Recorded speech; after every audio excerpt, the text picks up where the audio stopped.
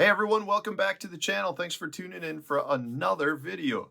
Guys, I've recently done a few videos regarding my top 5 baits that I would choose in a specific bait category, meaning if you could only have 5 crankbaits, what would those 5 crankbaits be in a specific size as well as a color? So when you think about that, it takes a little bit of thought because if you're talking about crankbaits, you could fish them from 2 foot of water all the way down to 25, 30 foot of water. Maybe you've got a specific color that works on your favorite lake that you know you'd need. So it's a pretty interesting topic, and it's something that I've enjoyed doing, and I've gotten really good viewer feedback as well. So far, I've done the top 5 plastic baits I would need, the top 5 crankbaits I'd like, and today I wanted to talk about jigs because I got several viewers asking me specifically what jigs I like. And that's one where, man, there's so many jig colors, there's so many different types of jigs, different types of trailers to use, different weight sizes, a lot of different pieces go into the jig puzzle.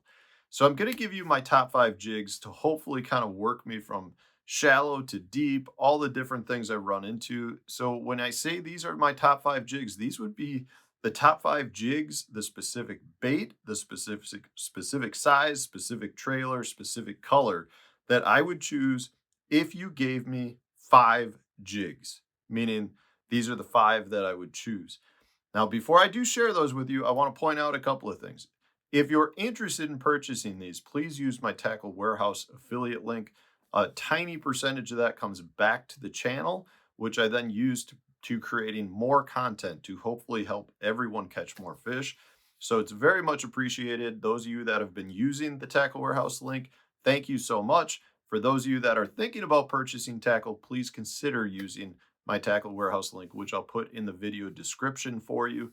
Also, guys, don't forget, I do a bunch of one-on-one virtual lessons. So if you have questions and want to walk through those scenarios or those questions that you might have, think about doing a one-on-one virtual lesson with me where we do a 1 hour long Zoom call. We can pull up maps, pull up Navionics, pull up Google Earth, talk about a specific lake. It's a really good way to kind of drill down into the question and the topic that you have. So check that out. The link is also in the video description. Let's talk about jigs. Lots of different types of jigs. I'm considering a jig anything that is pretty much a skirted bait, and I took out vibrating jigs. I realized vibrating jigs would be a jig, but I took that out. So for those of you that are going to jump on me and say, why didn't you include a vibrating jig? It's because I took them out of the equation. To me, that's a whole subset of baits because it's got a lip on it that creates movement. You know, I feel like if you're going to bring that in, then you got to you guys start bringing in some other various things that are skirted. I mean, it's like a spinner bait. A spinner bait is kind of a jig body with blades, but I'm not including that. So the first one I'm going to grab is a swim jig.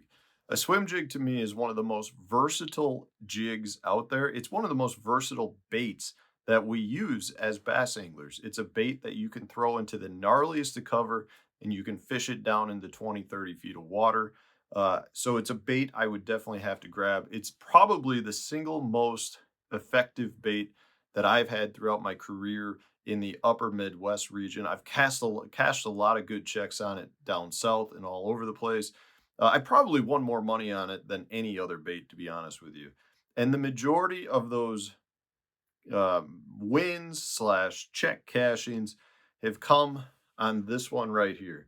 This is the Dirty Jigs swim jig in the spot killer color. It's chartreuse and kind of a salt and pepper with a 3.5 inch pearl colored Berkeley the Deal on the back.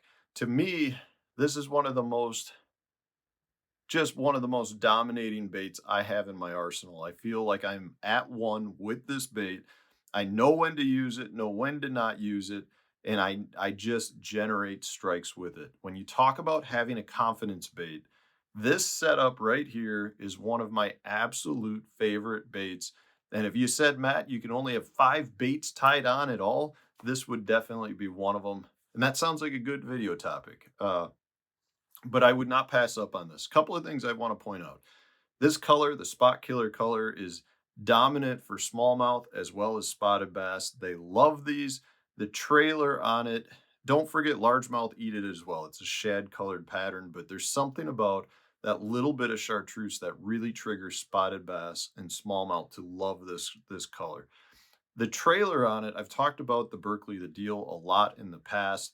What I love about it is the tails kick very irregular, meaning they're not perfectly kicking like this the whole time. Sometimes one will just go and the other stops. Sometimes they'll kick up. It's just very irregular, and I feel like that change up in the motion generates strikes. It's a little bit of an erratic action change, which creates a reaction strike from the bass. So I do love the 3.5 inch deal on the back. It fits these really well. This is a brand new one I just pulled out of the package. I would trim the skirt up a little. I'd trim the weed guard up a little, and I've talked about that in previous videos, but this is one I just pulled out of the package for you to see it. You cannot pass up on a regular swim jig. And I'll also note they make a finesse swim jig in terms of dirty jig, and then they have their no jack series swim jig. Both of those have a time and place, but if I had to choose one, it would be the straight swim jig. And I would talk about that with any swim jig company maker out there. I think that is just the best all around size. If you bend that hook out, you're really reefing on the fish, or you've got an absolute monster on. So that's the first jig. So that I can fish all over the place. The next one I'm going to go with is probably what I would consider my top uh, utilitarian jig. This is what I would flip if I was going down the bank and I just had a little bit of everything: grass, docks, laydowns, trees, rock, a little bit of everything. And that is this guy right here. This is the Dirty Jigs compact pitching Luke Clausen signature series jig. It's the Okeechobee 420 color, so it's got some green pumpkin as well as some black, and then there's blue flake in both of those. It's a fantastic color, one of my absolute favorite colors, and I would pair it up with a 3-inch green pumpkin Berkeley Power Bait Pit Boss. Just a great combination here. A couple of things I want to point out. So in this case, like I said, this is a great jig to throw at everything. It does have a perpendicular line tie to the hook point. Therefore, it comes through wood really well. And if I had to choose one jig with a line tie that's either perpendicular or parallel, I prefer the perpendicular because it makes it better in wood, and it still comes through grass and stuff of that nature just fine. But if I had to choose one, I'd rather have the perpendicular line tie. I think that's very valuable. So as the name states, this is a compact jig. Now it does have a slightly shorter shanked hook, but I gotta tell you, it's still very much a full profile jig. You know, yes, it's a little bit smaller if you were to match it up with a full big jig, but I like that. I like a compact jig because I think it adds to bites. I think you get more bites because it's not a giant jig, but I can make it big if I want. If I want to put a bigger trailer on it and make it a bigger jig, I can definitely do that. But I like the 3-inch Pit Boss. And this is the half-ounce size. I think the half-ounce size is probably the most standard, most, again, utilitarian size out there. I can fish it really shallow, but I can still fish it deep. The other thing I do like to do with this too is I will fish it offshore and I'll stroke the jig like it's a casting jig. It's got a lot of really good profiles built into this, multiple jig profiles built into it, which allows you to use it almost all over the place. I do want to jump back because I forgot to give you my weight. This is a 5/16. I like 3/8. I like 5/16. I like a quarter. If I had to choose one, it would be the 5/16 because it falls right in the middle there. But I use all three sizes. So this is the compact pitching jig by Dirty Jigs, Luke Clausen compact pitching jig, Okeechobee 420 color. You gotta give that color a try. It is dynamite. I love it. All right, so now let's go deeper. I need to have a deep jig, and specifically, that's going to be a football jig.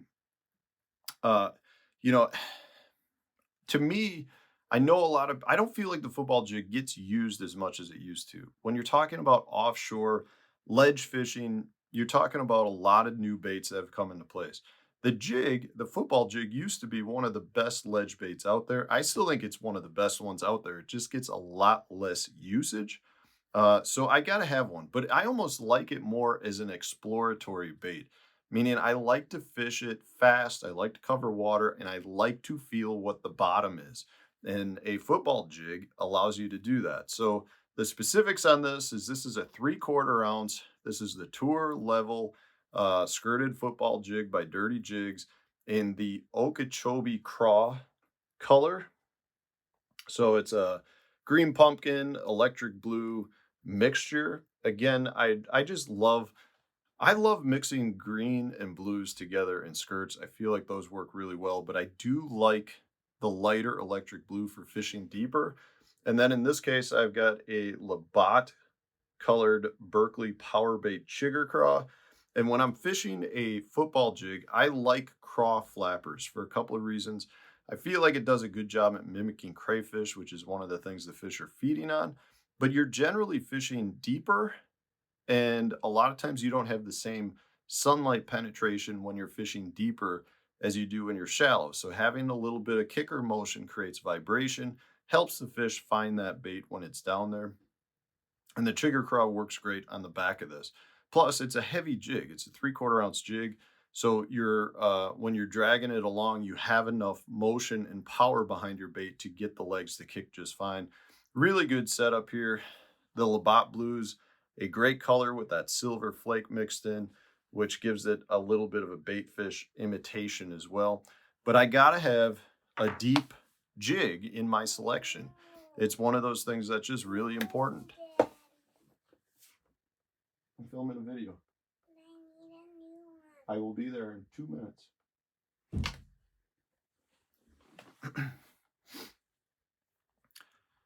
All right, so next up, I've got two more selections for these jigs. At this point, I'm going to start going a little bit more specialty jig for specific instances. You know, the first three I mentioned, I feel like I can throw anywhere. These next two are going to be much more specific.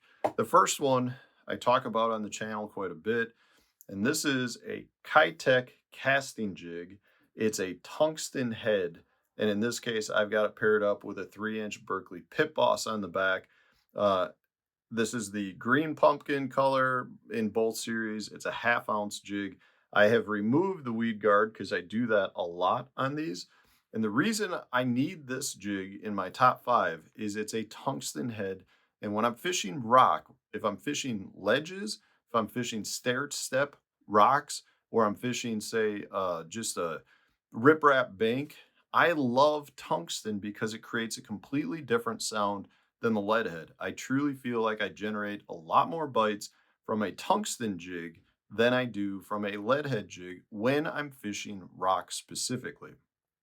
So in this instance, I like to go with a Kitech casting jig, 1/2 ounce, pair it up that little 3-inch Pit Boss. It works great. It's a very small profile, but it generates a ton of bites. There's been a lot of tournaments that have been won on this jig specifically, and it just looks great in the water. So I'm going to take this for fishing my rock situations. The last one I'm going to go with is also more of a rock bait, not just a rock bait. It's the tightrope firework jig. I've talked about this on the channel quite a bit too. This is the 1/4 ounce, and it's got the Little Trooper Berkeley Mac scent on the back. This is like an ultra finesse presentation, but it's got very specific scenarios for me. First, if I'm fishing large chunk rock that's got a lot of crevices, I like it because it does not get hung up nearly as much. Now, it's not a tungsten head, it's a lead head. But the point here is this bait almost walks along the bottom, and therefore it does not get stuck in the rock crevices. So it's not necessarily like I'm fishing riprap. It's more of when I'm fishing like rock that's got big gaps in it, because those gaps are tend to get you hung up. The other thing I love this jig for is fishing moss bottoms. When you have a lake that's got a bunch of that moss bottom, that slime weed, most jigs would bury right down in it.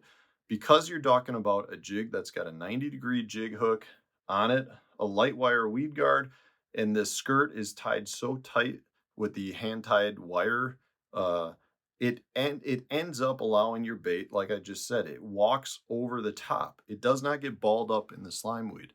And I've had enough situations over the years where there are a lot of bass that are feeding in those areas, and they're feeding specifically on bottom. And a lot of times when you do that, you're talking about areas that have like hard sand and gravel, and then you'll have like a patch of slime weed, and then you'll have another open area. Well, if you make a cast out there and you drag through that area, you may drag it clean through that first sand patch, but as soon as you hit that patch of slime, you're done. With this, you can walk it over that slime and then fish it clean again through the next clean patch of sand or gravel. It's just a bait that generates a ton of strikes. I've had really good tournaments on it in areas like Lake Cumberland, fishing the kind of those rocky ledge slate walls there. Done really good at Dale Hollow that same week doing it. I mean, if you fish the Chicago area, Lake Michigan, the Great Lakes, that you probably already know about this jig, but that's where it was developed for fishing from shore on those big man-made breaker walls that are all over the place out there. But this bait is known to catch largemouth, smallmouth, spotted bass. I've had great times at Lewis Smith Lake for spotted bass on it. It's just one of those little jigs. I mean, it's not the first jig I reach for in most instances, but it is one of those key baits to have when I have the right situation. Like if I don't have that jig and the conditions are right for it, I'm really upset with myself. So I'm going to have three very straightforward standard jigs that cover me with the Luke Lawson compact pitching jig, the tour level skirted football jig, as well as the regular size swim jig. And then I'm going to have the Kitech casting, which is a tungsten head, as well as the tightrope little guy for those special situations. So those are the baits I'm choosing. I guess I should have said this is a Magic Cross Swirl. And then I've just got the, what is it? The orange green pumpkin color Little Trooper. I did not mention that. So those are the baits I'm going for, guys. Let me know in the comment section, what are the jigs that you reach for right out of the box? Because we all know a jig is one of the best ways to generate a giant bite. It's one of those baits that just catches the right size fish. So let me know in the comment section what you're using. If you enjoyed the video, hit the like button, subscribe to the channel if you haven't done so already. Stay tuned, a new video coming out tomorrow.